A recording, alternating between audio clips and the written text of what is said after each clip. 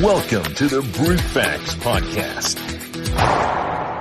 with your host and everybody's favorite Christian, Eddie Kroom. Don't forget to like and subscribe to the channel and hit that notification bell for future content. Welcome to Brute Facts. Got a fun one tonight, just like I always say. Thank you, Pastor Mike, for doing that wonderful professional-looking intro. You can check him out over at Normalizing Atheism. He has his own channel now. Pretty high-class, state-of-the-art kind of editing. Tonight I have Ben Watkins, a philosophy friend of mine. We have talked for years now. Used to have it out quite a bit, but that was when he was more of a new atheist and I was a bit more ignorant in philosophy. So it was fun times. Good guy now. So he is with Real Atheology, and I am going to bring him on and let him tell us a little bit about himself.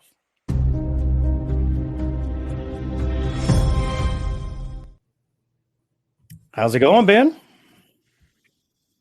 I cannot hear you. All right. Can you hear me? Yeah, I can hear you. Okay. Go to your, I think where it says cam and mic, and then audio, and see what your output is for speakers, and make sure it's on. Oh yeah, he can't hear me. Let me. Can you hear me? I cannot hear you. Yeah, 1 second.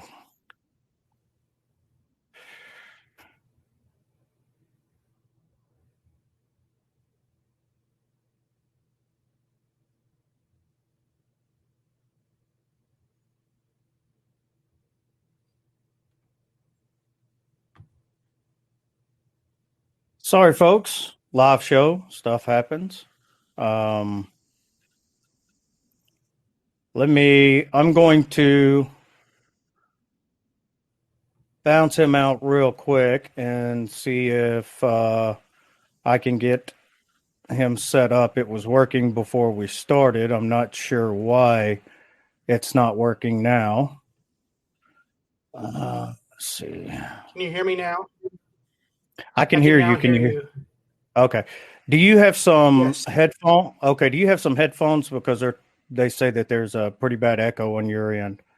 All right. Do you guys still hear an echo in the chat? Test. Do y'all still hear an echo? Anybody in the chat? An echo? Anybody? Echo? Does anyone still hear an echo? Well, nobody's responding, so guess they're not hearing an echo. Responding. I'll tell you what. Yeah. Hold on a second. Let me check over here. Responding, so guess they're not hearing. I'll tell you what. Yeah. Hold on a second. Let me check over here. Okay, they're saying it's good. Yeah. All right. Yeah. Let's try this again. Welcome, Ben. Oh, thank you for having me. Sorry about that. No, it's all good, man. That's the thing about doing a live show is we don't get to edit it out. So we just kind of roll it. My last show, the guest cut off. His computer crashed with like just a few minutes left in the show, right in the middle of a nail hanger. So, or a cliffhanger or whatever you call it. Sure. Yeah. So, tell us a little bit about yourself. You were a Christian and became an atheist. What made you kind of make that transition? Yeah. So I grew up in Columbia, South Carolina. So in a conservative, Quaker-like home. So I didn't go to a traditional church as a place of worship. We went to someone's house as more of a Bible study setting. And so it was about after I graduated from college that I started to say, okay, well, what, I had come of age, so to speak, and, what was it that I really believed as far as my serious theological beliefs, and how was I going to live out the rest of my life? was this sort of consideration? And so that's when I kind of got into apologetics and philosophy of religion. And so really what it was just kind of struggling with doubts. I started asking certain questions, and I started to be dissatisfied with the answers that I was getting to those questions. And the more I started to probe at certain questions, the more I started to think that some were just insoluble. And so eventually I just kind of came to realize, I was like, okay, I think I'm just in the atheist camp. I kind of went through, it was a progression of, I wasn't a Christian. I was, maybe a Buddhist or some other non-Christian tradition. And then I kind of had a deist phase. And then I had kind of an agnostic phase where I was just like, well, I just don't know.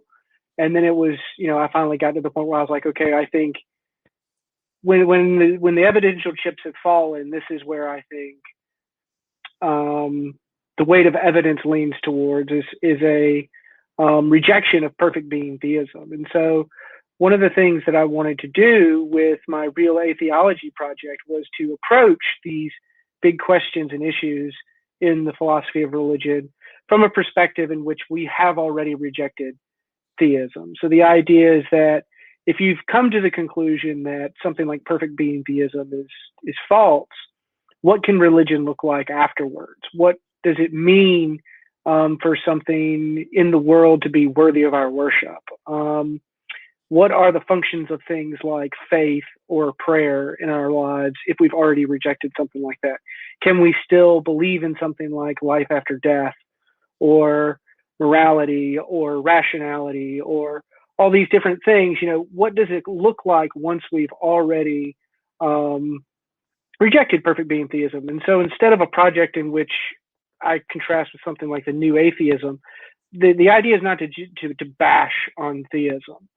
It's to contribute substantively to the dialogue and to try to develop this particular position in the great debate. So I try to take a more serious and balanced approach to criticism, and I also take more risks when it comes to putting ideas out there. Yeah, that's what I like about about talking with you, especially these days. It's far more pleasant, but yeah, I mean, you weren't that bad. It was just a lot of us kind of new to philosophy, kind of bouncing off each other, and so now would you consider are you more agnostic, or would you consider yourself a strong atheist, or where do you kind of land there? So I consider myself an atheist. So what do I mean by that claim? What would it look like for a claim like that to be true? And so I start with the idea of a disembodied mind. And so I'm an atheist in a broad sense, in that I don't believe that there are these disembodied minds. In fact, I think that we have good reasons to believe that there aren't minds such as this. And I'm an atheist in a much narrower sense too, and that I reject the particular theisms of the Western monotheisms, perfect being theism of Judaism, Christianity, and Islam. So I'm an atheist in the sense that I believe that picture of the divine is false. And so I have pushed back a lot on what has often been called the lack-theist definition of atheism, this idea that atheism is just this lack of belief in theism. And I think that we already have a term for that. It's non-theism. You're just not a theist if you just lack the belief that God is. I take a much more substantive position in the philosophy of religion, in that I want to say that the claim theism is true, that claim is false, and that the claim atheism is true, that claim is true, and that I mean something very specific about that claim in at least two different senses: this wide sense of a disembodied mind, and this more narrow sense of a perfect being. Those are both conceptions Right. that I believe are false. but not necessarily for the same reasons. Yeah, and when I'm talking with different atheists from different areas, I, kind of just get their idea of what, they think atheism is. I know a lot of people, quite a few will still say, it's just a lack of belief. And I just don't get into, arguing about that, because I know what they mean by being an atheist. And for the most part, I think a lot of the newer atheists, don't realize that, at least as far as I'm familiar in the literature, that it's really a positive proposition, to be an atheist. It's, a theist is one who believes in God. So the negation would be, or theism is God exists. The negation would be God doesn't. Which, for the most part is a positive proposition, but I don't get into, arguing with a lot of atheists what they mean by it. So, I have watched you kind of, evolve through, I want to say, you were Humean at one time, weren't you? Well, so in certain respects, I am a Humean. Yeah, so but David Hume has been very, very influential on how I think and the objections that I take seriously. Yeah, Hume and then Kant, and I have made my transition to the dark side complete in transitioning to Hegel. So it's there's definitely been a trajectory from Hume to Hegel and now that I'm kind of on this Hegelian end of it, I'm like, how did I get here? I don't understand it. I don't understand this. I wondered the same thing, with this Hegelian views, because, that's continental philosophy, right? That's the kind of, it's not analytic. It's really just, it's one of those. So if you had said this claim, 20 years ago, you would have been spot on. It would have been this idea that, or maybe more like 30 years ago, but it was this idea that Hegel was kind of this relic of the past that was relegated to this continental tradition of philosophy. But Hegel has had something of a resurgence since the 1980s, 1990s. So in the analytic tradition, though he is still widely despised and something of a very small minority among analytic philosophers who really even take him seriously or think that he has anything interesting to add to something like the analytic tradition. Yeah, it's funny because it's if you want to be a philosopher to be remembered, just be as abstract as possible, and then have about 15 books written about what you really meant. And that's what I've seen about. There's really some irony here because I consider myself an analytic in the sense that I was brought up in the analytic tradition. I write in the analytic tradition. I work in an analytic tradition. And so I put a great deal of emphasis on clarity and brevity of thought. And those are just not Kant and Hegel. Like, how did I end up in this camp? Like, how is it that I was, because when I started my philosophical journey, I was very much opposed to the Platonic, Kantian, Hegelian part of the tradition, the rationalist sort of. And perhaps that was bias from, reading, I started my journey with Bertrand Russell's A History of Philosophy. So I'm sure he poisoned the well a little bit there. There might be all kinds of reasons why I just had this, I just didn't get them. And now if you were to ask, like Plato, Kant, and Hegel are like the figures that I turn to, and Hume as well. They're just figures that when I'm developing my own thoughts, it's just very easy to reference them. It's very easy to use their material. It's very easy to just pick up the themes that they gave us and examine certain questions in very interesting ways. And so while I don't agree with any of them on everything, certainly not everything, there are certain themes to each thinker that I really appreciate, that I think that were very revolutionary in the history of thought in thinking about these, in that they shifted the way in which we think about some of these questions. And I think people ask, does philosophy make progress?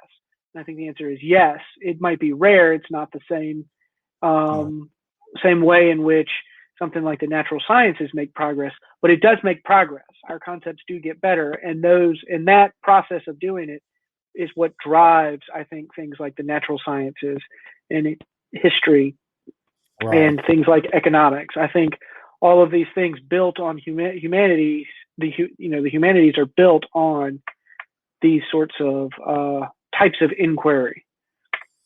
So, yeah, and I've talked with you at length, even preparing for a debate, with ethics, and that seems to be an area that you enjoy the most. Is that kind of you still do a lot of the ethical philosophies, or? Oh, absolutely. So I started my journey in philosophy as a whole in philosophy of religion, which is just a great place to start your philosophical journey because it touches on so many different areas. And one of those areas was moral philosophy, or what's called ethics. And so while I was going through this philosophy of religion phase, I was also had entangled with it this moral philosophy phase, where I really got into questions of applied ethics, of normative ethics, and of meta ethics, and trying to articulate my own view, because I had certain intuitions that I had worked with and others that I had kind of worked away. I was like, I thought, okay, I think this might be the case. And then I worked through those intuitions and realized that they were confused and mistaken. And then I worked out other intuitions. I was like, okay, I think these are the ones, this is where I think things are going. And so really developed within the philosophy of religion my own way of approaching what I call the moral, or what is often called the moral argument for the existence of God and its relationship to an atheological argument, the problem of evil.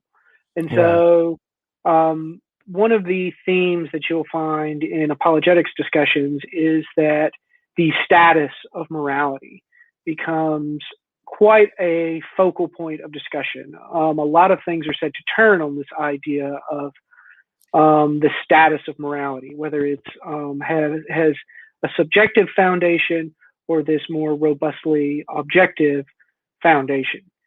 And so the answer to that question is supposed to have really, really big implications for the philosophy of religion for both sides. The theist wants to argue that this idea of an objective morality, this idea of having a real, realist view of morality, is going to require something like God, whereas the atheologian is going to say, look, because there are these things that matter in the world in this robustly objective sense, this implies that there is no perfect being, because if there was a perfect being, there wouldn't be these kinds of horrible evils that we observe in the world. And so the idea of the relationship, the intersection of this dialectic, that's where I found myself most interested, in the sense that I think there's a wide range of ways in which someone in my camp who is a secular moral realist has a lot of room to affect the dialogue, to really come in and help us see certain things from interesting perspectives. So, for example, to come back to Plato, there's a famous dialogue called the Euthyphro dilemma. And so there's controversy within the dialectic between apologists and atheologians of what exactly the Euthyphro dilemma is and what exactly the implications of it are. And so I give a secular realist interpretation of the Euthyphro dilemma. And so I think that my way of characterizing the dilemma and teasing out the implications of it are better than the apologists' approach to it, in trying to split the horns of the dilemma and to insist that it's a kind of false dilemma. So I think that I've provided at least some useful tools that I have gotten from elsewhere within my moral philosophy journey to, I think, can help us understand what's really going on here and why our conception of ethics should shift away from this theologically voluntarist idea of morality and more towards a more robustly objectivist, reason implying conception of morality. So the idea here is that the disagreement is conceptual. It's not merely that we're having a semantic disagreement. It's not merely that we're having a theoretical disagreement about the implications of certain theories. It's that there's a conceptual difference in what we think morality is. And so you're going to have to compare what these, how these two concepts approach these big questions. And so I found a lot of really interesting and I think fruitful conversation and dialogue to be had there. Yeah, that's in my opinion, in my experience, I am less inclined to use any kind of moral argument for theism because I don't think it's real powerful. Two, there are so many different, secular explanations for morality that I find, at least on the surface of it, plausible. There's enough explanation there, that without really going into, an argument about grounding and things of that nature, I think are, perfectly rational positions. So I don't often use the moral argument.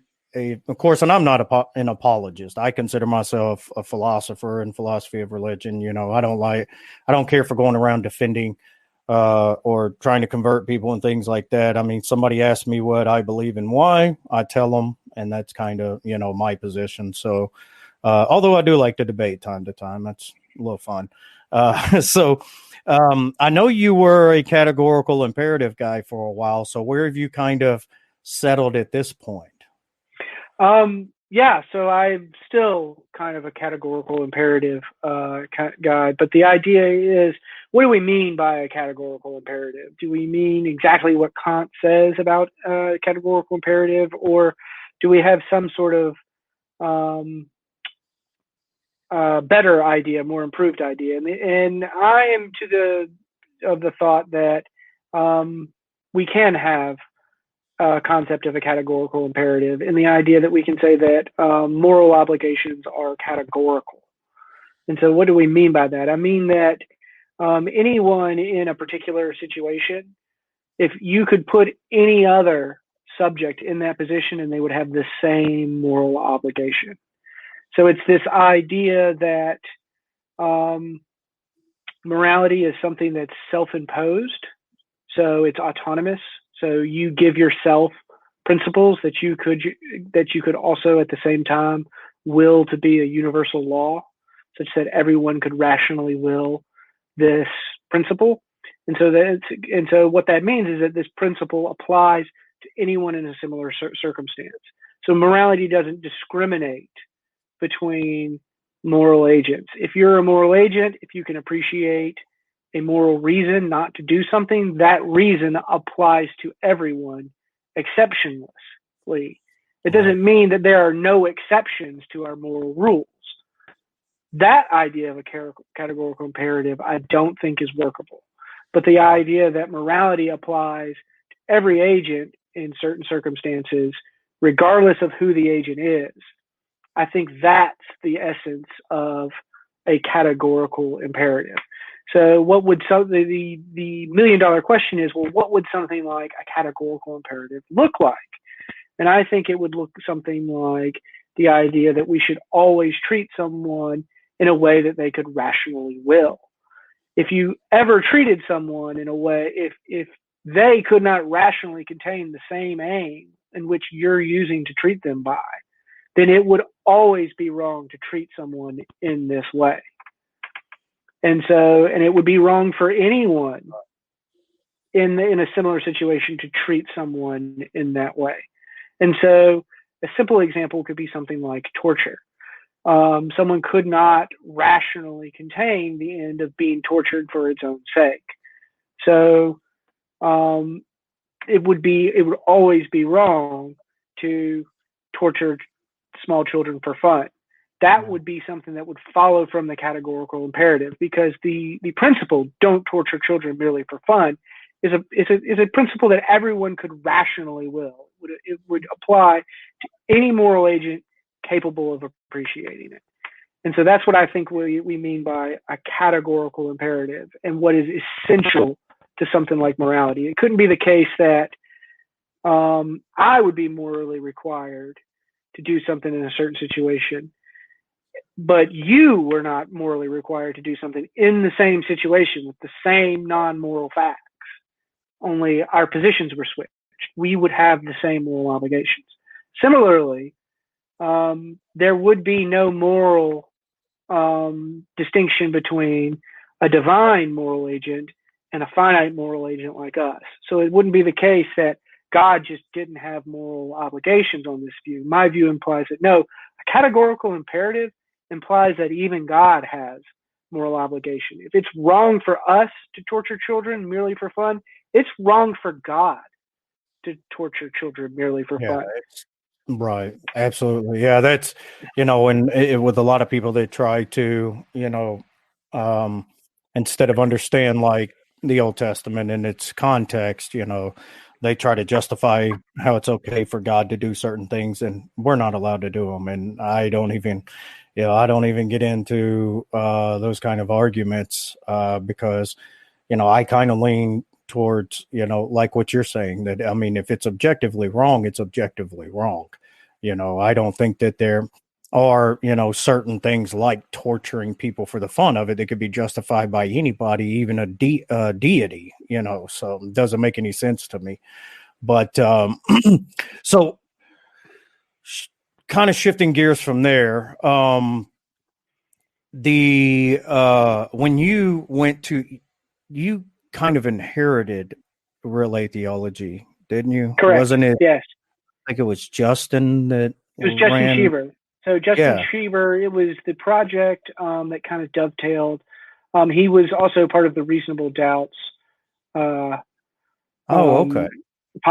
project. And so when he, kind of went off to do his own project, it was Real Atheology. And so he and I met online years ago. I couldn't tell you what year we met each other, but we met each other in person in 2016 at the Reason Rally in Washington, D.C.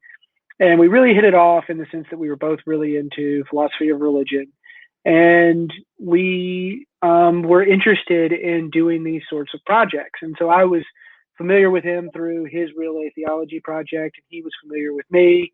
I was, I guess you could say, up in the philosophy of religion circuits, up and coming, in that, people were starting to pay more and more attention to the things that I was arguing about, and the positions that I was skeptical of, and the positions that I was defending.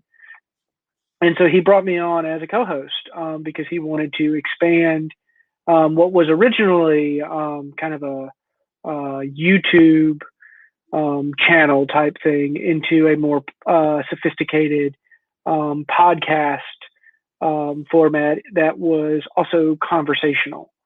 So the idea is that we wanted to interview people from all sides and to see how we could make progress on certain issues in the philosophy of religion, both historical and current, because we felt like that was really missing from the atheological camp. The new atheist projects don't typically take these sort of things on, more likely than not because they think that it's just not worth the time to do it.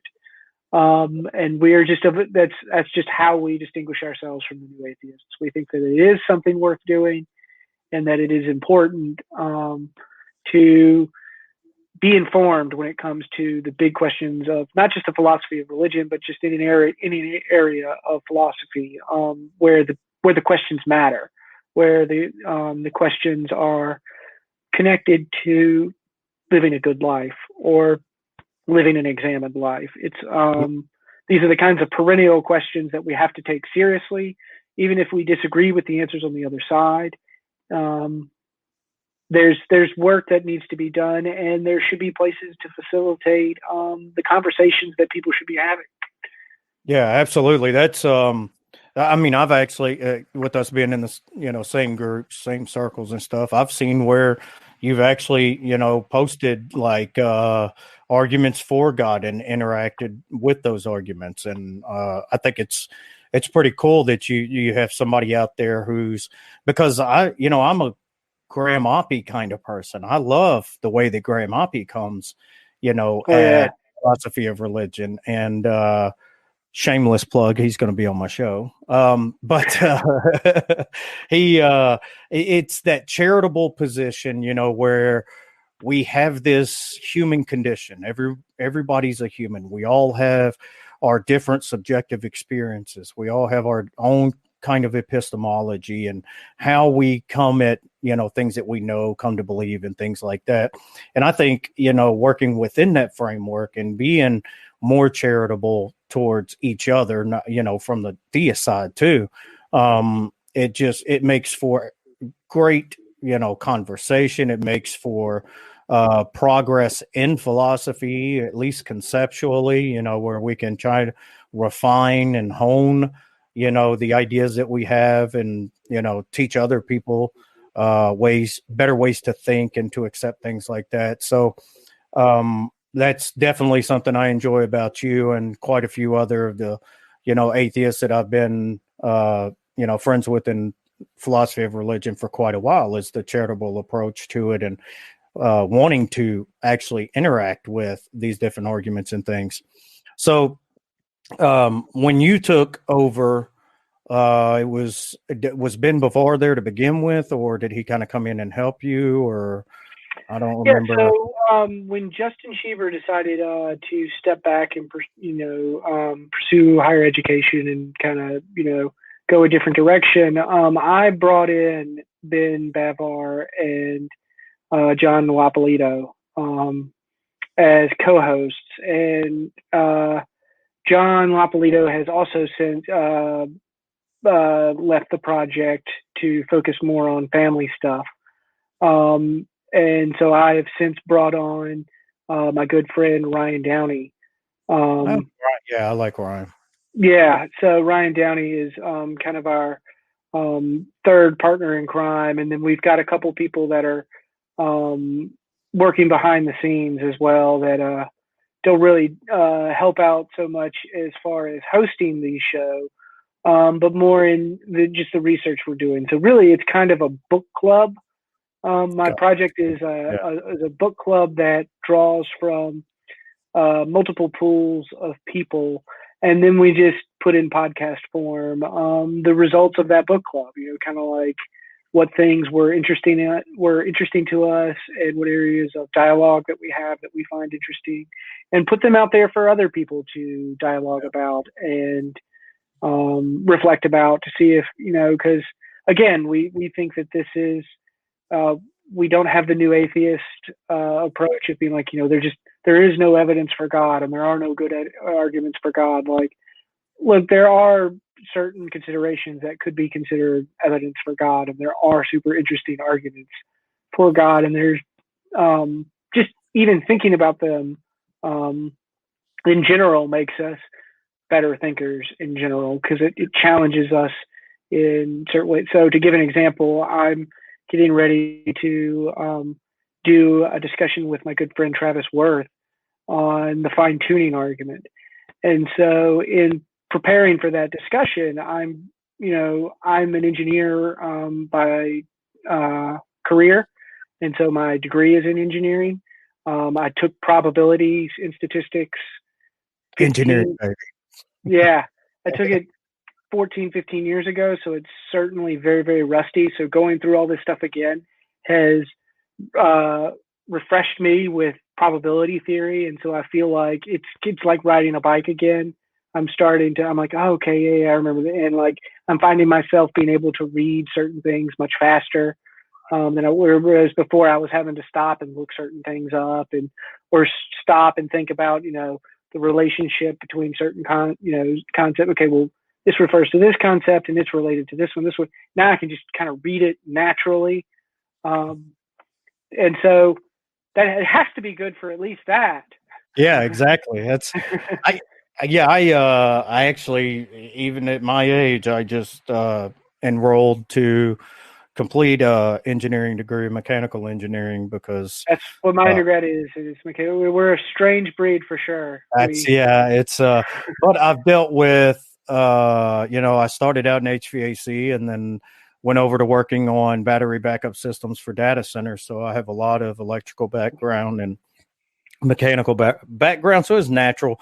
And I was hoping to maybe be able to flip over and pursue philosophy, once I get that secured. So, but enough about me. With the I do want to come back to that fine tuning because Travis had said something about it in the chat.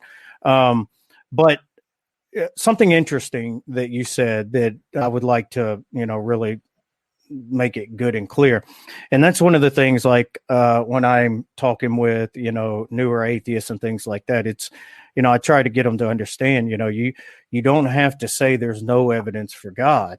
You can absolutely admit that there's possible evidence, or some things may seem to point towards a God, and that doesn't really, harm your position nor give credence to, the other position if you are, so reluctant to consider that side or came from that side.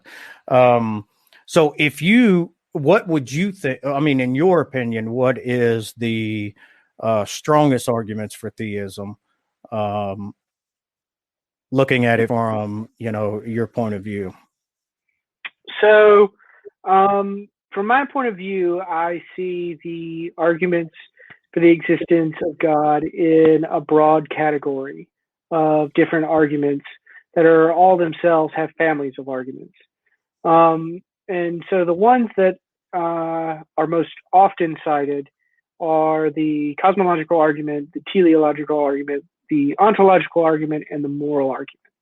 And I think that the ontological argument is a completely useless piece of natural theology. So I've been pushed pretty heavily on this. I don't think that the ontological argument is really a serious piece of natural theology. And now there's plenty of people that disagree with me, and they think that I move too fast in my criticisms of the ontological argument, and that I should take it more seriously.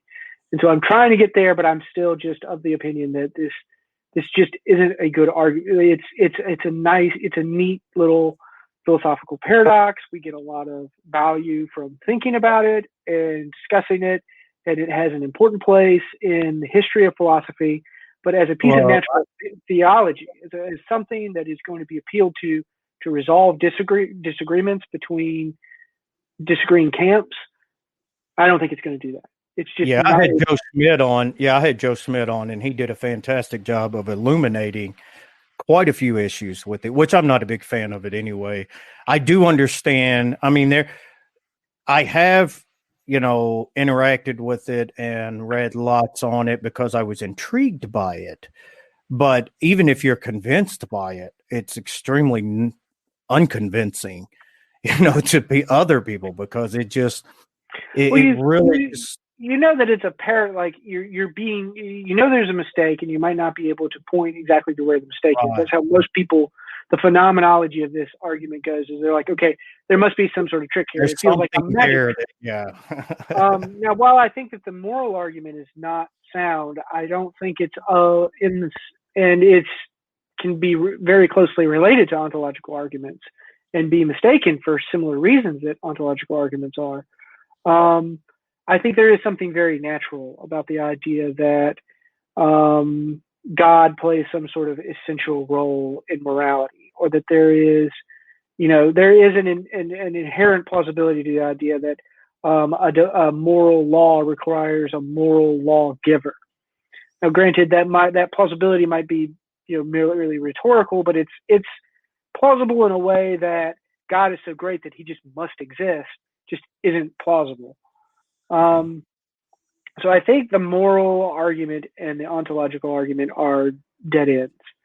And I think that if we're going to be serious natural theologians, that our focuses should shift more towards the cosmological argument and the teleological arguments, because I think that that's where the more interesting arguments are, in the sense that they have the potential to resolve disagreements between disagreeing parties.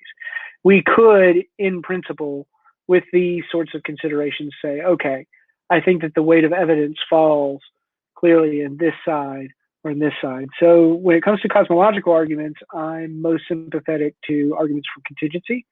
This might be the influence of Hegel on me, in the sense that I find something like the principle of sufficient reason, I'm sympathetic with it.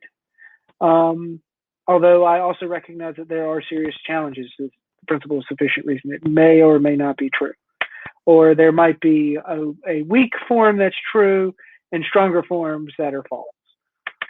There's super interesting discussion around that, but I think it's the idea that the universe has this necessary foundation. Now, I think there's problems going from a necessary foundation to God, but I think that this is an area in which the conversations are interesting. It's not obviously mistaken, and we could potentially see a paradigm shift here. If the work here were to progress in such a way that was so compelling, perhaps there is a paradigm shift to be had here. The other area that I think we can have that is in teleological arguments. Teleological arguments have kind of had something of a resurgence lately, because Darwin really kind of just did the damage to the teleological argument in the 18th century or 19th century, I'm sorry, and early certainly the first half of the 20th century. The cosmological argument was the philosopher's argument par excellence. But now the teleological argument has made something of a comeback, partly because of things like the modern resurgence of something like intelligence in design, but also because of the fine-tuning data that we have discovered with the physical constants and initial conditions of the universe. And so what I think is the most interesting teleological argument is a variation of the fine-tuning argument, but it doesn't stop with the idea that the universe is fine-tuned for life. It says that no, the universe is fine-tuned for moral agents that can make significantly free decisions that have moral consequences within a much larger moral arena.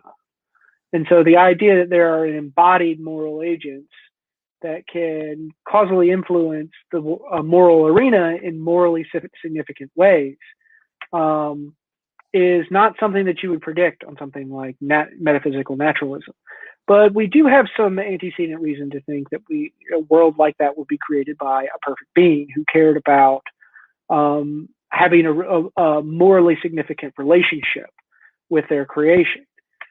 So I think that this is one area in which it's not obvious that it's wrong. And I certainly grant that this argument that I'm putting forward liberally makes use of premises that others might challenge. The idea that we are libertarian free agents that can make morally significant decisions in a moral arena.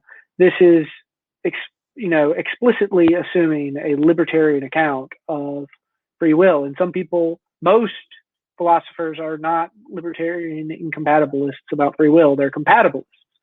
So I admit that there are areas in which this argument can seemingly be attacked pretty heavily, but on balance with the other teleological arguments that I've encountered, like ones that's focused specifically on the constants, or ones that appeal to something like an irreducible complexity, like the ID theorists like Behe do.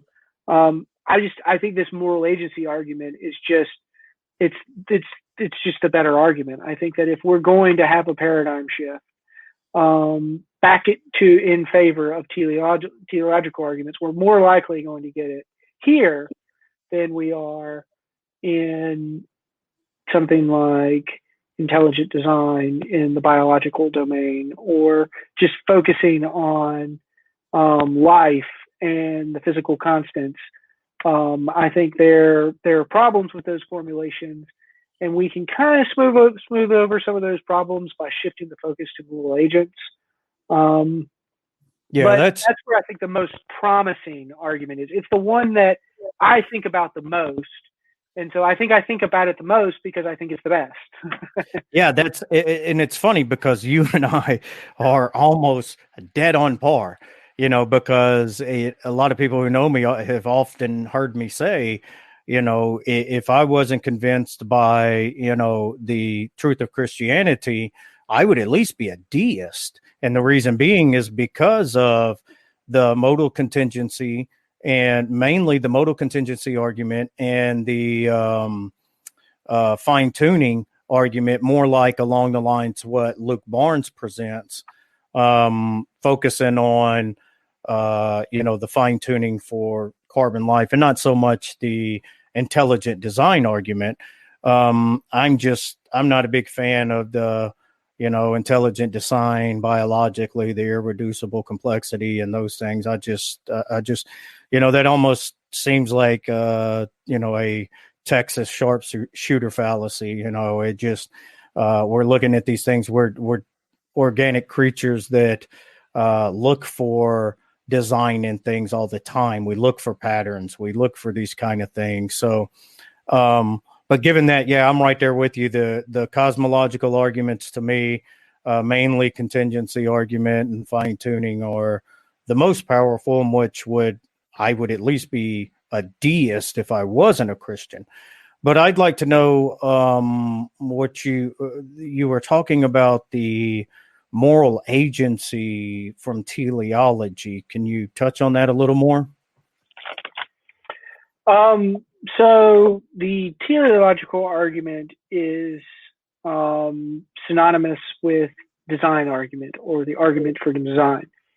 And so why do they call it the teleological argument? And they call it the teleological argument because it's there is seemingly order or goal directedness in the world. It seems like there is something in which the world is aiming towards. So this idea of aiming towards something is telos, the Greek word telos, meaning aim or goal. So the teleological argument is looking for some sort of goal directedness in the world. And so the idea that there's life is something we take for granted, but there is also intelligent life. Life didn't have to be intelligent. It could just be life, just all non-intelligent life. But then there's also not only intelligent life, but life that can appreciate moral principles and can ask itself the question, what ought I do? And can give more or less true answers to that question. And they can affect other people in ways that are morally significant as well. It could have been the case that there was life, intelligent life, but it wasn't morally significant intelligent life. There is morally significant intelligent life.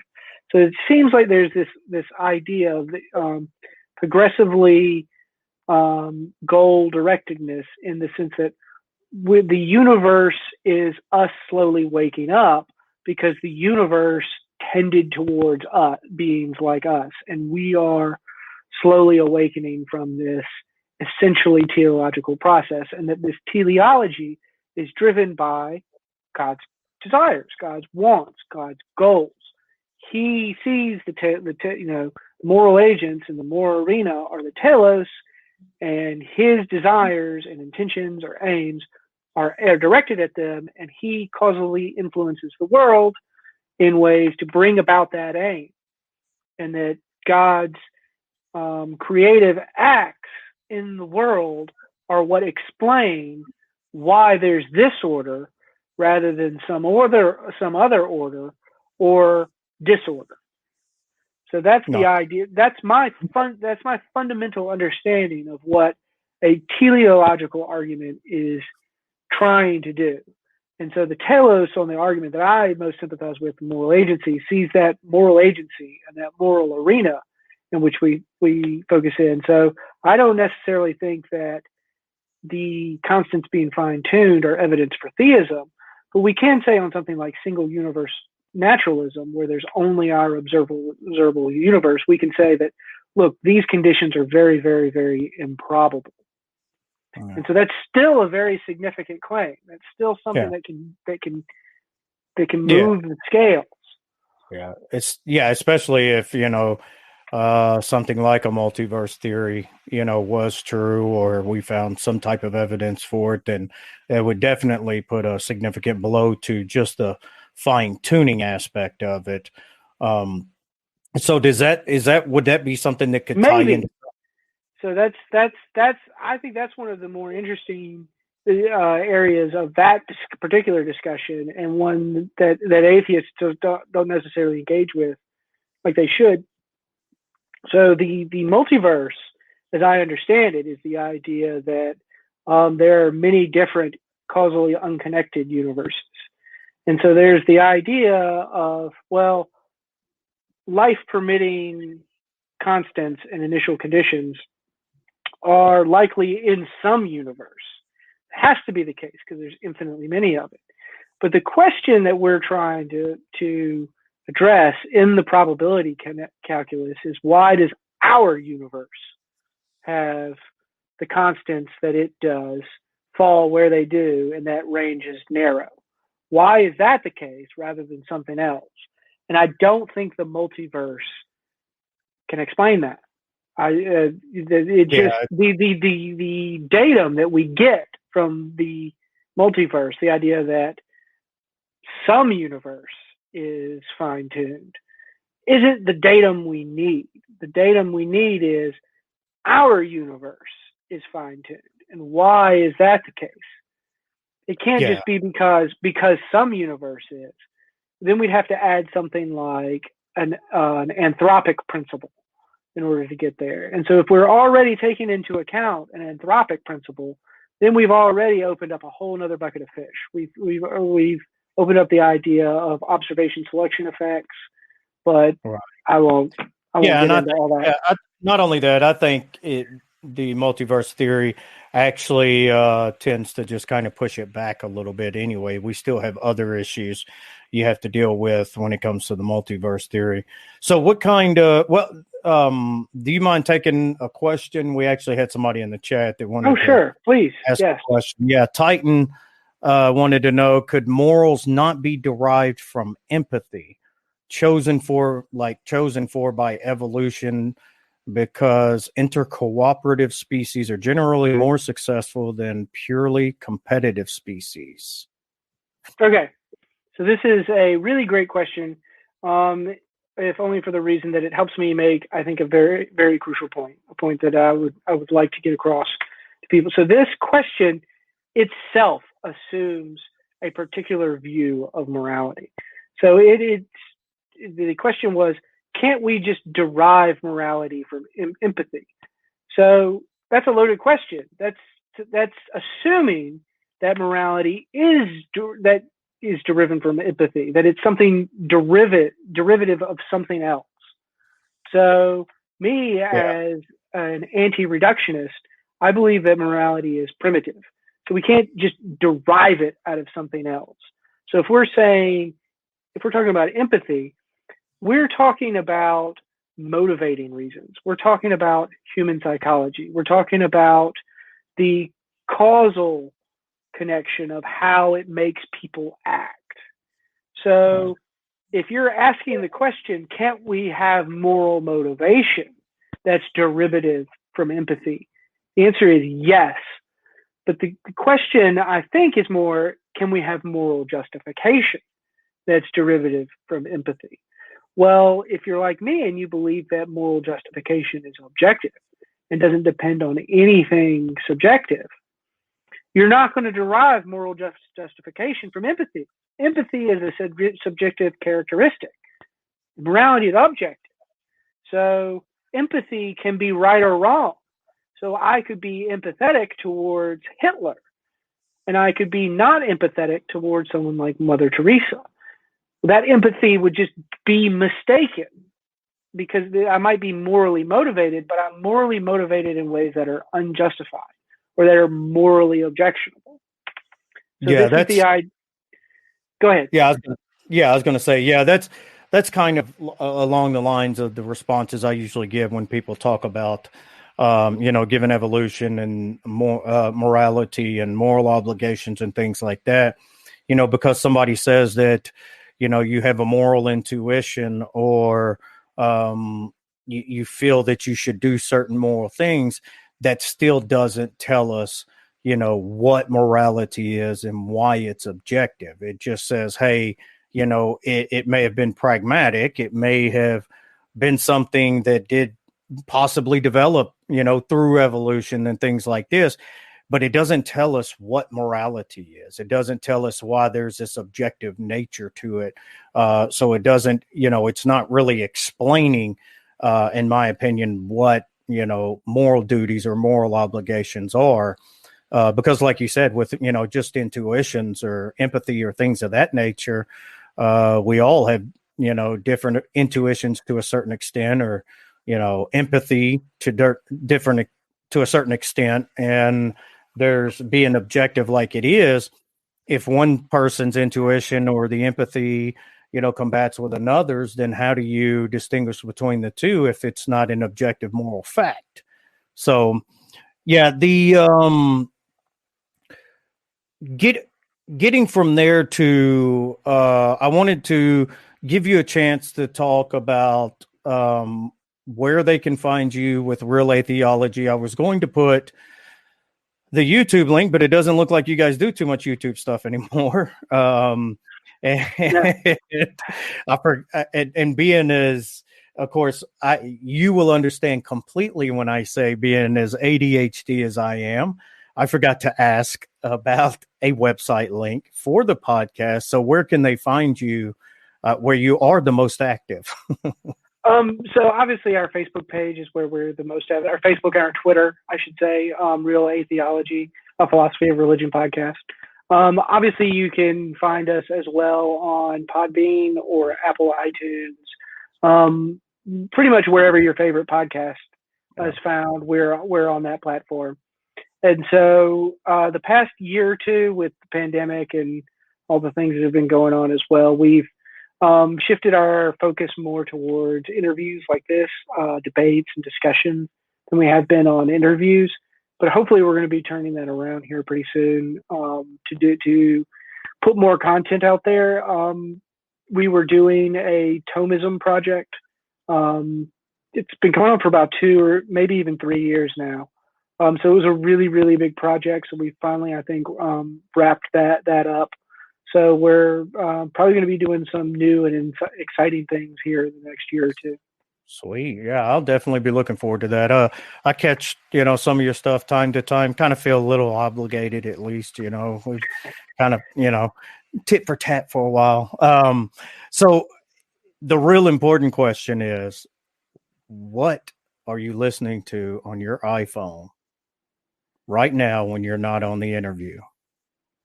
Right now, when I'm not on my interview, so I'm listening to at least 3 different things right now. So the first thing is I'm re-listening to We Are Legion. It's a series from the Bible-verse. I'm reading that. I'm reading Robert Nozick's Anarchy, State, and Utopia. So it's a classic in the canon of political philosophy, and I've read a lot about it, and I'm indirectly familiar with it, and I'm finally getting around to finally listening to it. And then I'm rereading Daniel Dennett's Consciousness Explained. Again, it's a staple in the canon of philosophy of mind. And I read it very early in my journey on the philosophy. I'm going back to reread it to see, okay, can I get something else from this? Because in the philosophy of mind, like in philosophy of mind, like in moral philosophy, I'm also in the anti-reductionist camp. Yes.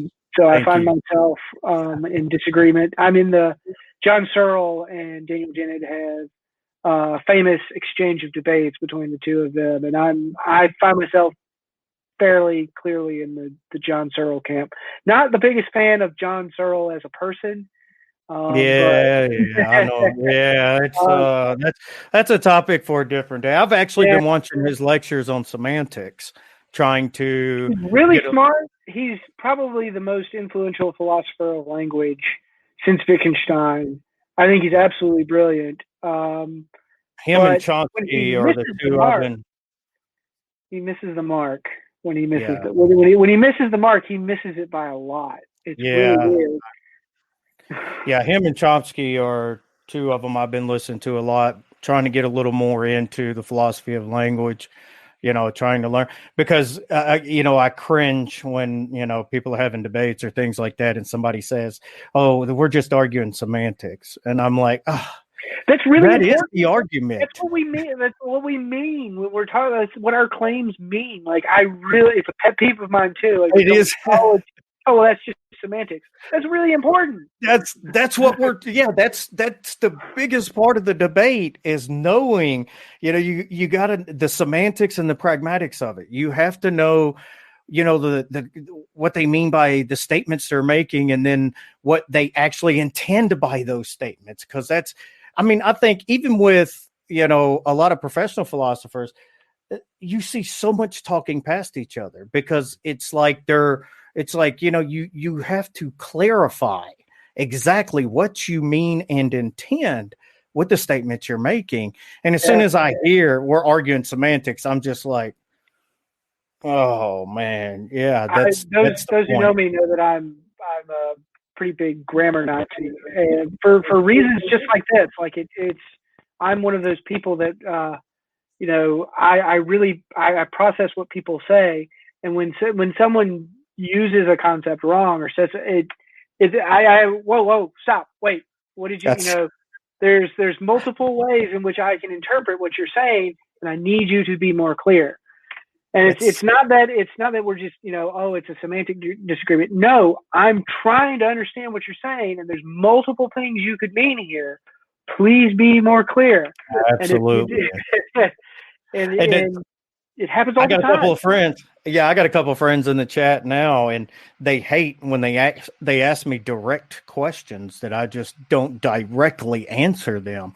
And I'm like, some of these questions you don't ask a philosopher and expect an immediate answer. Philosophers are aware of the conceptual confusion on a lot of these issues too. Like, philosophers are notorious for trying to make things more clear, but in doing so, making things much more confused and muddled. Yes. And the reason that paradox exists is because most people are very, very conceptually confused about the questions that they're asking and the answers that they expect other people to be able to answer. And to weed through those conceptual confusions takes time. It's very difficult. It's a skill that is developed over time. It's not something that you can just take a class on and just go do. Yeah, I can't count how many times I've been asked, so why do you believe? And I'm just like thinking for a second at the easiest possible way to answer it. And I'm just like, it's not a simple answer. It's, it's going, we're going to have to flesh this out. No, I just need to know why you believe. And it doesn't take this elaborate answer. I'm an atheist, but if I hear two people ask, does God exist? And one of them says, no. And the other one says, well, what do you mean by God? I'm more inclined, I want to hear what the guy who's he's the one that recognizes, this is a big question. So it's really going to depend, you're expecting an answer. The only way I can give you the answer that you're expecting in a way that's going to make sense to you is if we're using the same concepts. Mm-hmm. And maybe we are or we aren't. No, it's one of those, philosophers, Daniel Dennett calls them intuition pumps, and philosophers, they know these potential pitfalls. They've seen them in the history of philosophy. They've seen them play out in contemporary debates. And so when They come up again. They go, ding. Okay, That- this is potential problems here, so be careful. Yeah, that in we for I mean I don't know to what extent with you, but with me when I got into philosophy, I mean I knew nothing, so I learned to be really really careful with what I say and how I I was say worried. it. I not only knew nothing, but I was not even aware that I knew nothing. I thought that I had finished college. I had an engineering degree. I was like, I've got all the base knowledge that I could need. I have at my disposal, and I can go. And so I just didn't even have that Socratic attitude. And so I started at the very, very bottom of the barrel and had to work my way up to try to, because the discussions can get very heated. And, when people first challenged me on my faith, I didn't respond in the best sorts of ways because I was just like, I didn't really understand why people would be skeptical as they were of the beliefs that just seemed like I grew up in a conservative Natural belief. Yeah. Yeah, it was just it's natural. It's just one of those assumptions that you went along with unquestioned, and so then when it finally was questioned, it felt really uncomfortable. And so a lot of that journey was just learning to be more and more comfortable with the idea of uncertainty, and that there are these big questions that are just bigger than where I am and the point, the kind of mind I have and the point in time that I'm at. There are some questions that are just bigger than that. Yeah, you had that planning properly basic belief of that's for another episode. Well, it's funny because I was get all my journalists up in here and just start bashing on you. Well, I actually was considered myself Reformed epistemologist for a long time. I loved planning. I loved the externalist position, and I've actually shifted in the last few years to internalist evidentialist. Welcome to the dark side, my friend. That's I'm more of a Bayesian epistemology guy now. It's I do understand the issues pointed out on both sides. I'm giving you a hard time, if only because I'm an internalist or an externalist, depending on the day of the week and in which phase I am. It's one of those discussions that I just cannot nail down, and I sympathize with both camps. And so I give people a hard time for something that clearly applies to me. Like I can only throw a stone so far before it hits my own glass house.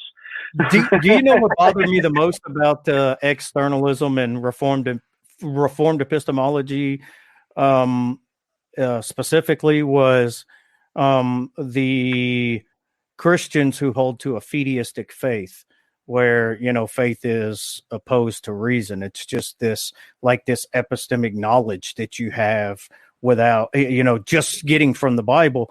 I thought that it to me it gave, it's not the main reason I got away from it, but it was one of the big issues I had with it. It allowed them to be warranted in their beliefs that they had, because when you hold to, you can actually defend a fideistic kind of faith using reformed epistemology, because of and of course it's not justified, it's just warranted a weaker claim on it. So that was one of the big things that I was just like, I'm not gonna give these epistemic lazy people a reason to say that they're warranted in this this idea of faith that they have, where they just take things that the Bible says is true. And that's another episode too. So yeah, I moved over to the dark side. You could really get yourself into a rabbit hole here if you're not careful, because this is where I bring how has Hegel been influential on me? It's trying to address these issues, this internalist, externalist discussion. And I think that Hegel has some really neat insights and themes to approach these questions with. But again, we won't get into that rabbit hole. Yeah, I think it's one of those things where you're an externalist when it benefits you, and you're an internalist when it benefits you. and I'm a skeptic.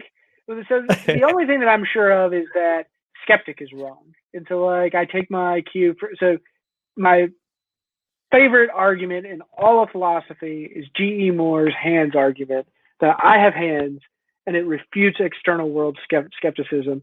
And I absolutely love that argument just because I think it's the greatest philosophy troll argument. And it's almost irrefutable. It's almost irrefutable. And I love it. And so I'm convinced that the skeptic position, but so I think that externalism probably has really, really good arguments for it right now, and that internalism was on the wane, but internalism is now meeting those objections and putting forward some interesting stuff. So like, it's a really interesting conversation, and I'm just like, where do I end up on here? And so like, I don't really have anything riding on either camp, either way, other than like, I guess if it turns out that internalism is true, I can just say, oh, well, externalism, all these externalist views are false because internalism is true. So I guess I could, but I guess I could have something riding on it in that sense. But I just, what's the right way to solve this puzzle? I haven't quite decided. Yeah, me and either. I'll change my mind next week. Yeah, I've actually heard people using G.E. Moore's argument who's gotten people to deny their hands exist, and I'm just like, at that point I'm just like, okay, well, that's now you're just playing into the troll's hand, like that's exactly what the troll wants you to do, so you can just be a troll. Yeah, there is no way out of the hole of solipsism. So if you run into somebody that's a solipsist, just run the other way. Don't just go. It's not worth it. It's a rabbit hole that's not worth it. You might want to be careful because as Plantinga once quipped, if they go, we go. That's right. Okay, because I actually made that joke the other day. I think it was on the last show because the guy was he said he was borderline solipsist, just messing around, and it was, I think, Craig that said that if you're, solipsist, please don't stop thinking about me because I'm not going to exist anymore. So I didn't realize. You asked me what I was listening to. One of the ones I just finished. Again, I'm preparing for a fine-tuning discussion, so I read Plantinga, re-listened to Plantinga's Where the Conflict Really Lies, because he has an entire chapter in it on the fine-tuning argument and some of the. Okay, I've read a reduced version of it, but I haven't read the whole. It's just way too much there for me. So I read it early on, so I don't think I took away the things that I needed to really take away with it. So the reread was very good. I'm really bad. I've got this whole stack of just unread books that I just have that I need to get through, and I just keep wasting my time. I keep spending my time, rereading things. I'm like, why am I doing this? Like I should read the things that are new, but they need to be read. Why am I rereading things? But I just, I'm with you. I think I have a record for the most started and unfinished books ever, and then I keep buying more books or more. My Audible has about 10 books I haven't finished listening to. I've discovered that collecting books and reading books are two entirely different hobbies. I gotta get that book. And there's so many. I have spent extra money to get books early that I have then just not gotten read until after when their regular release date would have been, and I'm like, why did I do this? I used to think I would see a book, years ago, I'd see a book. It's like $100 online. I'm like, well, that's crazy. And I'm like, now it's like, that's only $100. I need to get that book, So, cause some of them that are 500 pages, almost 1,000 pages, they're almost like textbooks and they just wealth of knowledge. So, well, I also have a comic book habit too. So that doesn't help either. Cause I'm the same way with, I got to get this comic, and I've got probably 3 or 4 boxes of comics that I haven't read yet, and I'm like, I'll get around. I'll get around to reading those trade backs, and I'll get around to reading that. I'm glad I never got into that. Yeah, we didn't have comics when I was a kid. We were in the hood, so the hood. There's not too many comic readers, but I probably would have done the same thing. I'd have been buying them to read them, and they'd stay in the little package, and I'd read the front and back or something, and I'll get to it later. So, but yeah, Ben, man, I am very thankful you came on to hang out with us. Keep it usually around an hour because my attention span, I know their attention spans got to be at least half as bad. So tell us one more time where everybody can find you. So Real Atheology, a philosophy of religion podcast. So look us up wherever you like to get your podcasts from. Follow us on Twitter and Facebook, and subscribe to us on YouTube. Hopefully we'll be getting some more videos out there pretty soon. I know we've kind of neglected the YouTube channel here recently, but there's still good stuff. It will return. It will return. Yeah. I just had a kid, so I'm having to be very, very deliberate with all of my time, and so the content creation, the content creation part is stretched thin.